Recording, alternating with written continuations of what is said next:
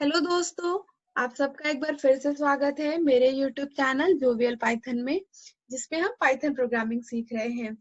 पिछली क्लास में हम लोगों ने कंडीशनल स्टेटमेंट को देखा था कि कंडीशनल स्टेटमेंट क्या होता है और उसका प्रोग्राम में हम किस तरीके से यूज करते हैं। उसी टॉपिक को कंटिन्यू करते हुए आज हम कंडीशनल स्टेटमेंट पे बेस्ड कुछ प्रोग्राम्स को डिस्कस करेंगे, जैसे program to input age of 2% and find the younger one, जिसमें हम 2% के एज को इनपुट कराएंगे और उसमें से यंगर वन को फाइंड करेंगे। दूसरा है program to find the area of either rectangle और square based on users choice, मतलब एक ऐसा प्रोग्राम बनाएंगे जिसमें स्क्वायर का या एरिया निकालना हो या फिर रेक्टेंगल का एरिया निकालना हो, वो भी यूजर चॉइस में। ऐसे ही तीसरा प्रोग्राम हम लोग एक बनाएंगे जिसमें एक कोऑर्डिनेट इनपुट कराएंगे। कोऑर्डिनेट का मतलब एक्स एक्सिस और वाई एक्सिस की वैल्यू इनपुट कराएंगे और चेक करेंगे कि वो किस क्वाड्रेंट से बिलोंग करता है। तो चलिए सबसे पहले हम पहला प्रोग्राम बनाते हैं जिसमें हमें 2 यूजर्स के एज को इनपुट करना है। तो हम पहले यूजर की एज के लिए हमें क्या करना होगा, एक वेरिएबल मैंने बना दिया जिसमें हमने लिख दिया age1 और उसके बाद इनपुट कराने के लिए इनपुट मेथड का यूज किया और उसको कन्वर्ट करने के लिए इंट मैंने लिखा एंटर फर्स्ट एज। यहाँ पे जैसे ही एंटर फर्स्ट एज यूजर देखेगा वो पहला नंबर इनपुट करेगा जो कि इंटीजर में कन्वर्ट होने के बाद age1 नाम के वेरिएबल के अंदर स्टोर हो जाएगा। सिमिलरली हम age2 इनपुट करा लेते हैं, तो इनपुट एंटर सेकेंड एज। तो अब क्या होगा कि यहाँ पे दूसरा भी जो हमारा पर्सन होगा, जो हमारा यूजर होगा, उसका एज इनपुट हो जाएगा जो कि age2 नाम के वेरिएबल के अंदर स्टोर हो जाएगा। अब हमारे पास दोनों यूजर्स की एज इनपुट हो चुके हैं। नेक्स्ट हमें इसमें से फाइंड आउट करना है कि कौन ज्यादा यंगर है। तो क्योंकि यहाँ पे कंडीशन वाली बात आ रही है कि पहला पर्सन यंगर है या दूसरा पर्सन यंगर है, तो जहां पर भी कंडीशन वाली बात आती है तो वहां पे हम लोग जिसका यूज करते हैं वो है आपका कंडीशनल स्टेटमेंट। कंडीशनल स्टेटमेंट का मतलब है यहाँ पे इफ से, तो हम लिखेंगे if age1 is greater than age2। अगर age1 जो है वो age2 से बड़ा हुआ, इसका मतलब जो यंगर वन होगा वो कौन होगा, age2। तो age2 is younger than age1। age2 जो है वो आपका age1 से बड़ा हो गया। लेकिन अगर ये कंडीशन जो है वो फॉल्स हो गया तो क्या होगा, मतलब else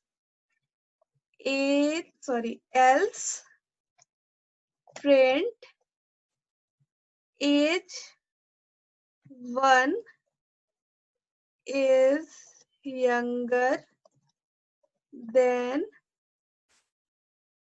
age2।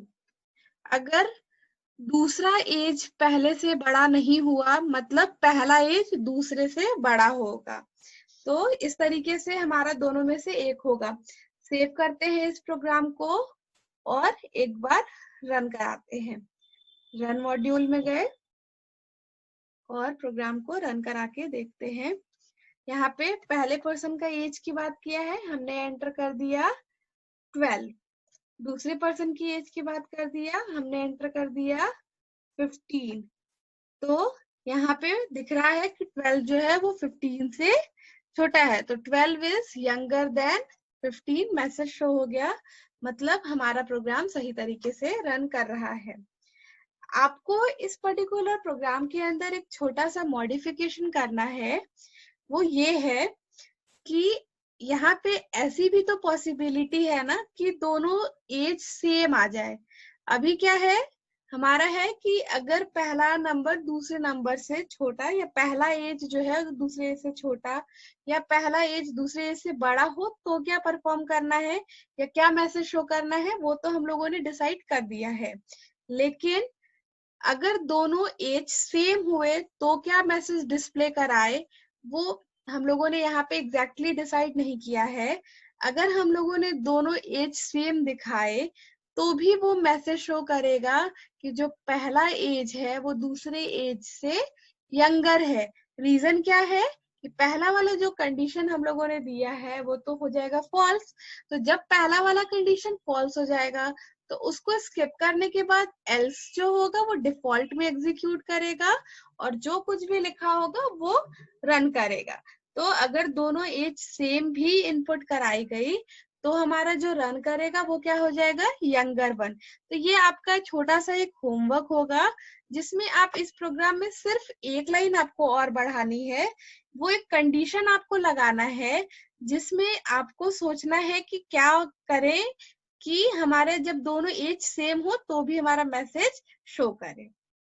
ये तो बात हो गई हमारे फर्स्ट प्रोग्राम की। नेक्स्ट हम अपना दूसरा प्रोग्राम देखते हैं। क्या कह रहा है, program to find the area of either rectangle और square based on users choice. मतलब हमें एक प्रोग्राम बनाना है जिसमें एक रेक्टेंगल का लेना है एरिया या फिर स्क्वायर का एरिया लेना है, लेकिन यूजर के चॉइस के हिसाब से। मतलब यूजर डिसाइड करेगा कि उसे रेक्टेंगल का एरिया निकालना है या स्क्वायर का एरिया निकालना है। तो क्योंकि सबसे पहले बात यहाँ पे यूजर के चॉइस की आ रही है तो हम उसी को इनपुट करा लेते हैं। इनपुट कराने के लिए मान लीजिए कि यूजर ने जो भी एंटर करना है उसको हमने चॉइस में इंसर्ट करा लिया। तो फिर input press 1 for area of square \n। आप मुझे कमेंट सेक्शन में ये लिख करके बताइए कि \n हम क्यों यूज करते हैं। अगर आपने मेरे पिछले वीडियोस को देखा होगा तो मैंने इस चीज को डिस्कस किया हुआ है। और एरिया ऑफ रेक्टेंगल,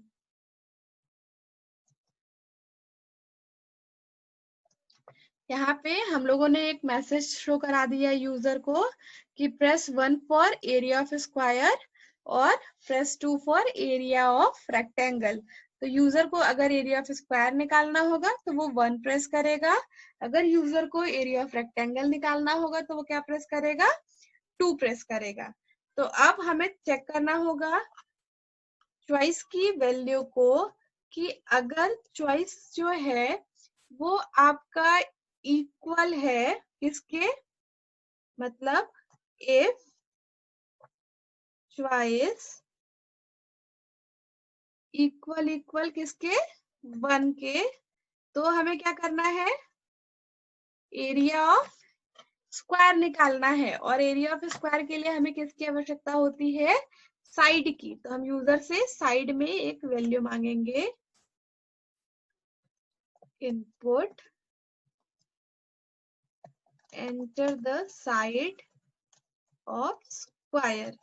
जैसे ही ये मैसेज शो होगा साइड में वैल्यू आ जाएगी, हम क्या करेंगे, एरिया निकालेंगे साइड इनटू साइड और प्रिंट करा देंगे the area of square is comma area.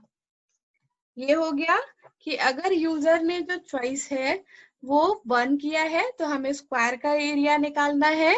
तो उसके लिए हम लोगों ने लिख दिया साइड इनटू साइड और उसके बाद मैसेज शो करा दिया कि the area of square is area.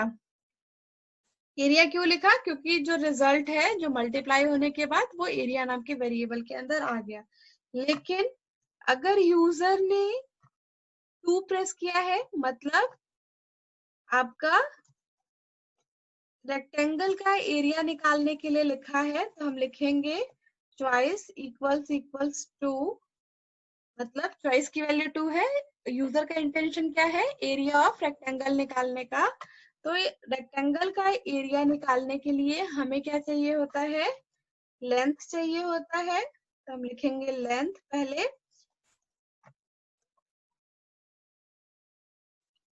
Int input, enter length of rectangle, ऐसे ही breadth के लिए लिखेंगे equals to int input, enter of rectangle। इस तरीके से हमारे पास लेंथ और ब्रेथ दोनों आ गया। उसके बाद हम लोगों ने लिखा area equals to length into breadth और प्रिंट करा दिया the area of rectangle is क्या एरिया। यहाँ तक तो हो गया कि अगर यूजर ने चॉइस में 1 डाला है तो हमें एरिया ऑफ स्क्वायर निकाल देना है। अगर यूजर ने चॉइस में 2 प्रेस किया है तो हमें एरिया ऑफ रेक्टेंगल निकाल देना है। लेकिन यूजर ने 1 या 2 के अलावा अगर और भी कुछ प्रेस किया तो हमें क्या करना है, तो उस रॉन्ग इनपुट के लिए भी हमारी रिस्पॉन्सिबिलिटी बनती है कि हम यूजर को मैसेज शो कराएं कि उसने गलत एंट्री की है या इनवैलिड एंट्री की है। तो अगर यूजर ने कुछ भी गड़बड़ कर दिया, मतलब अगर उसने 1 और 2 के अलावा कुछ भी प्रेस किया तो हम उसे क्या मैसेज शो कर देंगे, इनवैलिड एंट्री का। इस तरीके से हमारा एक और छोटा सा प्रोग्राम कंप्लीट हो गया। तो हम इसे रन करा के देखते हैं कि क्या ये रन कर रहा है या नहीं। तो यहाँ पे सबसे पहले हमें 2 मैसेज शो हो रहा है। लिख रहा है press 1 for area of rectangle और दूसरा है press 1 for area of square और press 2 for area of rectangle. अभी हम मान लीजिए एरिया ऑफ स्क्वायर निकालना चाहते हैं तो हम लिखेंगे 1। जैसे ही हम लोगों ने 1 लिखा तो उसने हमसे क्या मांगा, साइड ऑफ स्क्वायर। मान लीजिए हमने एंटर कर दिया 6 तो हमें आ जाएगा the area of square is 36। ये जो हमारा चॉइस 1 था वो वाला जो सेक्शन है वो तो सही से काम कर रहा है। वही मान लीजिए कि हमें रेक्टेंगल का एरिया निकालना है तो हम क्या प्रेस करेंगे 2। तो ये हमसे पूछ रहा है लेंथ ऑफ रेक्टेंगल 7, फिर हमसे पूछ रहा है ब्रेथ ऑफ रेक्टेंगल 8। तो हमें ये एरिया ऑफ रेक्टेंगल निकाल के बता दिया जो कि है आपका 56। मतलब हमारा एलएफ वाला सेक्शन भी जो है वो सही से वर्क कर रहा है। नेक्स्ट हम देखते हैं कि क्या हम कुछ गलत इनपुट करने पे भी हमारा आउटपुट आ रहा है या नहीं आ रहा है। तो हम यहाँ पे लिख दिए 8। तो 8 के लिए ये क्या शो कर दिया, इनवैलिड एंट्री। इनवैलिड एंट्री क्यों, क्योंकि हमारे पास चॉइस में 2 ही वैल्यू के लिए हम लोगों ने डिफाइन किया है। एक है 1 जिससे एरिया ऑफ स्क्वायर निकल रहा है और दूसरा है 2 जिससे एरिया ऑफ रेक्टेंगल निकल रहा है। लास्ट प्रोग्राम है program to input coordinate and check in which quadrant it belongs। इसका मतलब है आपको एक कोऑर्डिनेट इनपुट कराना है, मतलब एक्स एक्सिस और वाई एक्सिस के रेफरेंस में वैल्यू इनपुट करानी है और चेक करना है कि किस क्वाड्रेंट से वो बिलोंग करता है। इस प्रोग्राम को बनाने से पहले हम ये समझ लेते हैं कि क्वाड्रेंट होता क्या है। इस डायग्राम में आपको क्लियर हो रहा होगा कि यहाँ पे मैंने एक ग्राफ बनाने की कोशिश की है जिसमें एक्स एक्सिस को रिप्रेजेंट किया है और ये वाई एक्सिस को रिप्रेजेंट किया है। सेंटर वाली वैल्यू जहाँ पे एक्स एक्सिस और वाई एक्सिस एक दूसरे को कट करती है उसे हम 0 बोलते हैं। उसके बाद जब हम सेंटर से राइट हैंड साइड में एक्स एक्सिस के करस्पॉन्डेंट चलते हैं तो उधर जो भी वैल्यूज वगैरह होती है वो पॉजिटिव होती है, मतलब 1, 2, 3, 4, 5, 6 एंड सो ऑन। सिमिलरली जब हम वाई एक्सिस में ऊपर साइड में जाते हैं तो 1, 2, 3, 4, 5, 6 पॉजिटिव में वैल्यूज होती हैं। ऐसा क्वाड्रेंट जिसमें एक्स एक्सिस और वाई एक्सिस दोनों की वैल्यूज जो है वो पॉजिटिव आए उसे हम फर्स्ट क्वाड्रेंट बोलते हैं। सिमिलरली ऐसा क्वाड्रेंट जिसमें एक्स एक्सिस की वैल्यू नेगेटिव हो लेकिन वाई एक्सिस पे जो वैल्यूज हैं वो पॉजिटिव हो, वो ऐसे कोऑर्डिनेट हमारे जो हैं वो आपके सेकंड क्वाड्रेंट से बिलोंग करते हैं। सिमिलरली ऐसा क्वाड्रेंट जिसमें एक्स एक्सिस की वैल्यू भी नेगेटिव हो और वाई एक्सिस की भी वैल्यू नेगेटिव हो, वो आपका होता है थर्ड क्वाड्रेंट। और लास्टली जिसमें एक्स एक्सिस की वैल्यू तो पॉजिटिव हो लेकिन वाई एक्सिस की वैल्यू नेगेटिव हो, वो होता है आपका फोर्थ क्वाड्रेंट। तो इस तरीके से आपका जो पूरा का पूरा ग्राफ होता है, जो कोऑर्डिनेट ज्योमेट्री होती है, उसमें टोटल 4 क्वाड्रेंट होते हैं। तो इस पर्टिकुलर प्रोग्राम के अंदर हमें यही चेक करना है कि जो हमारा एक्स एक्सिस और वाई एक्सिस की वैल्यू है वो पर्टिकुलर किस क्वाड्रेंट से बिलोंग करती है। तो इस प्रोग्राम को बनाने के लिए सबसे पहले हमें एक्स एक्सिस की वैल्यू चाहिए। तो हम बोलेंगे int input enter x axis value. Similarly y का भी मांग लेते हैं, y int input enter y axis value. इस तरीके से हमारे पास x और y की आ गई वैल्यू। ये दोनों कोऑर्डिनेट एंट्री कराने के बाद हम कंडीशनल स्टेटमेंट का यूज करके चेक करेंगे कि ये दोनों कोऑर्डिनेट किस क्वाड्रेंट से बिलोंग करते हैं। तो उसके लिए हम लिखेंगे if x is greater than 0 and y is greater than 0, मतलब जब x की भी वैल्यू 0 से बड़ी हो और y की भी वैल्यू 0 से बड़ी हो तो वो जिस क्वाड्रेंट से बिलोंग करेगा वो है आपका फर्स्ट क्वाड्रेंट। ठीक है, डायग्राम से भी आपको क्लियर हो रहा होगा कि यहाँ पे x एक्सिस की भी वैल्यू आपकी जो है वो पॉजिटिव है और y एक्सिस की भी वैल्यू जो है वो पॉजिटिव है। तो वो किससे बिलोंग कर रहा है? आपका फर्स्ट क्वाड्रेंट से। सिमिलरली अगर x की वैल्यू जो है वो 0 से छोटी हो जाए और y की वैल्यू जो है वो 0 से बड़ी होगी तो वो जिस क्वाड्रेंट से बिलोंग करेगा वो क्या है? आपका सेकेंड क्वाड्रेंट। वही अगर x की वैल्यू जो है वो आपका 0 से छोटा हो जाए और साथ ही साथ y की भी वैल्यू आपकी 0 से छोटी हो जाए तो वो जिससे बिलोंग करता है वो है आपका थर्ड क्वाड्रेंट। डायग्राम में क्लियर हो रहा होगा। यहाँ पे हमारा x एक्सिस की भी वैल्यू 0 से छोटी है और y एक्सिस की भी वैल्यू 0 से छोटी है, नेगेटिव में है, तो ये जिससे बिलोंग कर रहा है वो क्या है? आपका थर्ड क्वाड्रेंट।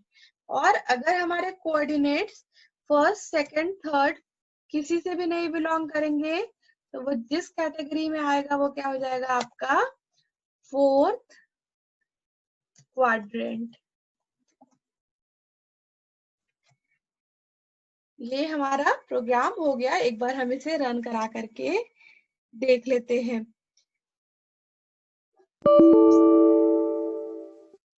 सॉरी, यहाँ पे मैंने डबल कोट्स बंद नहीं किया है तो यहाँ पे डबल कोट्स बंद हो गया। फिर से सेव करते हैं और एक बार रन कराते हैं।